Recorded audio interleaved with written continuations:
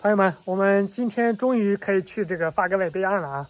为什么说这个终于呢？是因为大家都看过我视频的朋友都知道啊，我们在办这个乡村休闲旅游。那么来说，在月初的时候呢，我们把营业执照已经办下来了。那么接下来需要去发改委进行项目的备案啊，我们需要做什么东西？需要做一个备案。那么来说，这中间我陆陆续续跑了5、6趟嘛。但是一直没有办法备案，原因是什么呢？是因为我们的这个营业执照呢，这个办下来的时间比较短，它那个发改委的那个系统里面呢，一直查不到我们的信用代码，是因为什么呢？是因为这个大数据还没有这个更新出来，所以说呢就一直没有备上案。我把那个资料呢什么都放在那发改委了，然后呢，今天呢给我打电话了，说我们可以去备案了，那个已经可以登录上了。所以说呢，我们今天就需要去发改委，赶快把这个备案先做一下。备案做上之后呢，我们才可以走下面的其他手续。所以说这个呢，真是好消息啊！所以说我们今天就赶快去办。另外的话，就是今天我们需要先把这个蜂蜜装一下啊，装下蜂蜜之后，把蜂蜜拉到县城。因为大家要的蜂蜜呢，我每次都是到县城直接发货就行了，所以我们今天把蜂蜜装上之后，然后就尽快去发改委进行这个项目备案。好了，我们赶快先把蜂蜜装下。现在给大家装的这个蜂蜜呢，这个颜色是重点啊，这个是百花蜜。今年咱们家的蜂蜜呢，只有百花蜜、槐花蜜，还有蜂巢蜜啊，蜂巢蜜就没几个。那么说，百花蜜现在目前还有一部分啊，槐花也剩少部分了，整体现在目前就大概有个3、4桶吧，3、4大桶。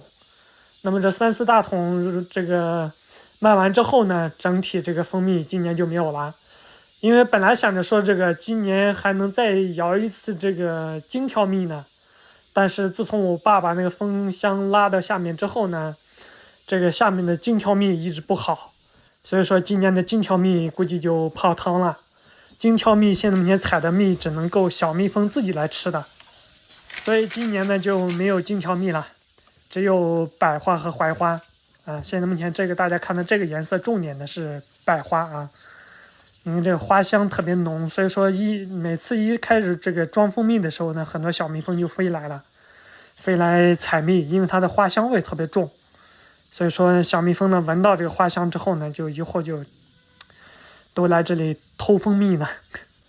这个蜂蜜我们从大桶灌装到小瓶之后呢，然后封盖，然后外面呢再套一层这个袋子，这样的话在运输过程当中来说，即便是它有的渗漏出来，但也不会漏到这个快递箱里面，问题都不大。再加上这个瓶口呢比较小，所以说呢基本来说都不会漏啊。这个呢，我们现在目前就把蜂蜜装好之后呢，我们就准备出发去县城。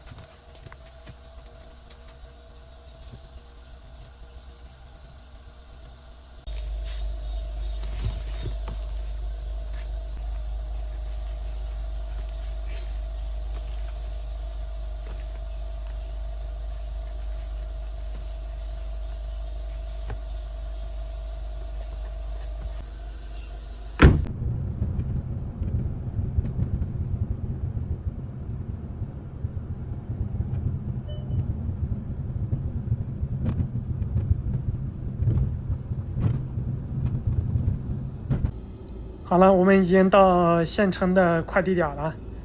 现在把这个蜂蜜呢从车上卸下来之后，我直接放在这儿就行了。每次需要发货的时候呢，就给他们发个信息，他们直接都可以帮我打包，然后直接发走了，这样效率会比较高一点。要不然我每次如果说来县城来跑的话，就太慢了啊。这些送到这儿，直接放在这儿就行了。我们现在就出发去服务大厅。就是来到这里啊，进行我们的手续办理。今年我跑这儿真的是跑的次数真不少了，以后可能还得继续跑啊。这已经到这个服务大厅里面了，办什么都有。接下来呢就不给大家拍了啊。今天我们算是把第一件事办好了，就是发改委的这个项目备案，今天算是备完了。这个呢，就是今天备案出来的项目代码啊，这是今天备案的，包括建设内容、发改委的盖章啊，今天刚办的。这已经全部算是这一步算是全部都走完了。这个发改委的备案完成之后呢，下面还有很多个手续需要去办，包括林业局的、国土资源局的，是吧？甚至后期的旅游局的，我估计这个都需要去跑，所以这个确实是很麻烦的啊。这个东西想做成一件事情，经历的流程手续是比较繁琐的。那我们慢慢来跑吧。今天算是又有了一个实质性的进步啊，实质性的进展。好了，朋友们，我们今天的视频呢就到这里了，下期视频再见。